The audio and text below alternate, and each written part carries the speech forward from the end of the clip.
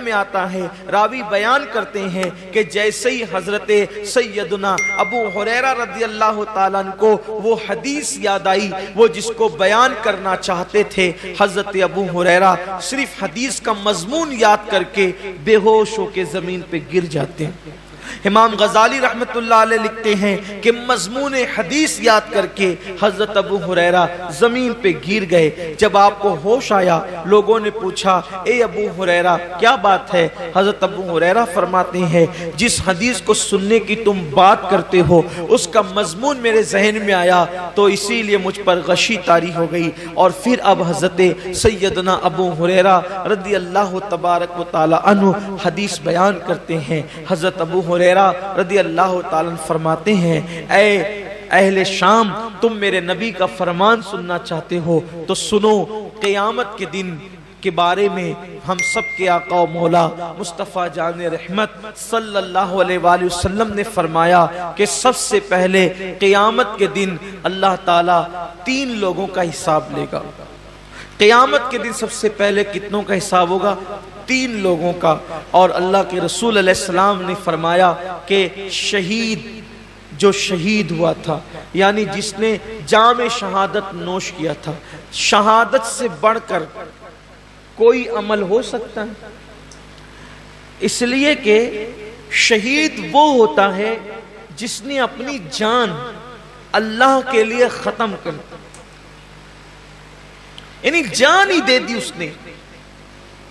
शहीद ने, कुर्बानी में तो हम जानवर की गर्दन पे छुरी चलाते हैं, शहीद ने तो अल्लाह के लिए अपनी गर्दन पेश कर दी।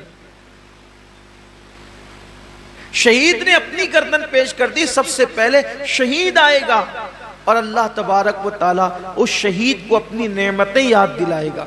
और नेमतें याद दिला करके अल्लाह ताला जब उसको अपनी नेमतें याद दिलाएगा तो पूछेगा, ऐ मेरे बंदे, मैंने तुझे इतनी नेमतें दी, अब बता तूने मेरे लिए क्या किया?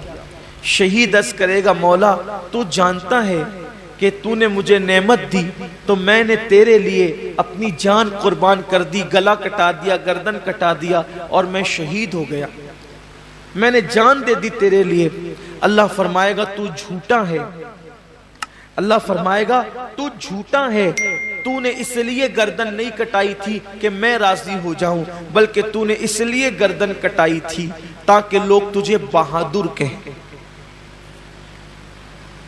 लोग तुझे बहादुर कहें। बहादुर कहलाने की वजह से तूने ये काम किया था, सो वो लोगों ने तुझे कह दिया और मैंने तुझे बहादुर कहलवा दिया, इसलिए आज तेरे लिए मेरे पास नहीं है कुछ, और तूने जिसके लिए अमल किया था अब जाकर के उनसे सिला हासिल कर ले। घर की फ्रीज भरने वालों और घर की फ्रीज भरने के लिए कुर्बानी करने वालों, या लोगों की झूठी शोहरत के लिए कुर्बानी करने वालों, जरा होश के नाखून लो। यहां तो जानवर की गर्दन पे छुरी है, वहां तो उसने अपनी गर्दन कटाई। अल्लाह फरमाएगा तू झूठा है, बहादुर कहलाने के लिए शहीद हुआ था, जिसके लिए तूने ये काम किया था जाके उनसे सिला हासिल कर, आज तेरे लिए मेरे पास कुछ नहीं है। और अल्लाह फरिश्तों से कहेगा इस बदबख्त को घसीट करके जहन्नम में ले जाओ। मैं ये नहीं कहता कि कुर्बानी का गोश्त घर में रखना जायज नहीं, पूरा भी रख सकते हो, लेकिन अल्लाह के लिए तो कोई कुर्बानी करे।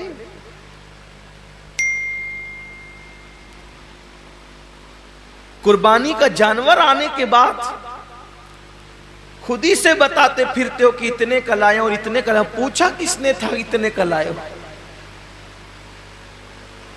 और कितने कभी लाए हो, उसको पसंद आ जाए तो कामयाब है, वरना और गोश्त के सिवा क्या है।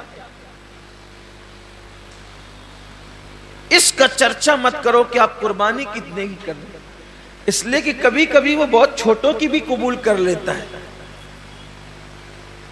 बहुत छोटी कुर्बानियां भी वो कबूल कर लेता है, वो बहुत बड़ी बड़ी भी रद्द कर देता है। अल्लाह के रसूल सल्लल्लाहु अलैहि वसल्लम ने एक जंग के मौके पर सहाबा से फरमाया कि आज इस्लाम को पैसों की और चंदे की जरूरत है, सो लाओ। अल्लाह ने जिसको जितनी हैसियत दी, एक बूढ़ी औरत को पता चला कि अल्लाह के रसूल ने इस्लाम के लिए कुछ तलब फरमाया है, तो उसने एक यहूदी के घर जाकर उससे कहा कि चंद सेर खजूरे मुझे कर्ज दे दे, मैं तुझे लौटा दूंगी चरखा काट के। और जब वो खजूरे लेकर के आई तो सरकार के हाथों में दे दिया। अल्लाह के रसूल ने फरमाया कि जितना ये ढेर लगा है ना चंदे का, इसकी 2-2 खजूरें सारे ढेर पे रख दो। कमियत में ज्यादा नहीं थी वो, यानी क्वांटिटी में ज्यादा नहीं थी, बहुत मुख्तसर सी खजूरें थी, लेकिन सबके सदके पर, सबके चंदे पर उसका चंदा मिला करके रखा गया। पूछा गया या रसूल अल्लाह, सबका एक एक जगह रखा और इसका सब पर फैला दिया। हुजूर ने फरमाया इस बुढ़िया का इखलास इतना है कि इसके सदके में अल्लाह ने सबका कबूल कर लिया है। बात क्वांटिटी की नहीं है, क्वालिटी की है। बात क्वालिटी की है। अगर आप 70,000 का जानवर भी खरीद करके लाए, नीयत अच्छी नहीं है तो आप 7,000 वाले से आगे नहीं बढ़ सकते, और 7,000 वाले की नीयत अच्छी है तो वो 70,000 वाले से आगे जरूर बढ़ जाएगा। नीयत बहुत अच्छी होनी चाहिए, नीयत के अंदर क्वालिटी होनी चाहिए। तो हज़रत सैयदना अबू हुरैरा रज़ी अल्लाह ताला अन्हु फरमाते हैं कि वो शहीद होगा, शहादत के बाद भी उसको जहन्नम में ले जाया जाए। फिर फरमाते हैं एक दूसरा बंदा अल्लाह की बारगाह में आए,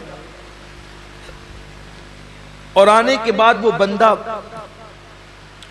जब हाजिर होगा तो अल्लाह रब्बुल इज्जत उसको अपनी नेमतें याद दिलाएगा, और जब अल्लाह ताला उसको अपनी नेमतें याद दिलाएगा तो अल्लाह फरमाएगा कि बंदे तूने मेरे लिए क्या किया।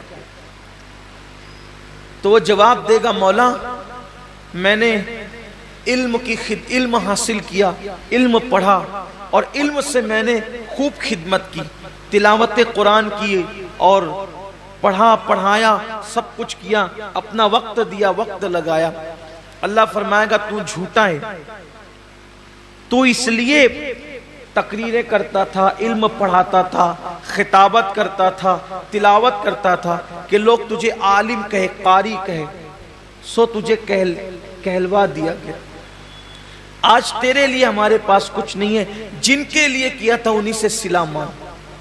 और अल्लाह फरमाएगा इसको भी मुंह के बल घसीटते हुए जहन्नम में ले जाओ।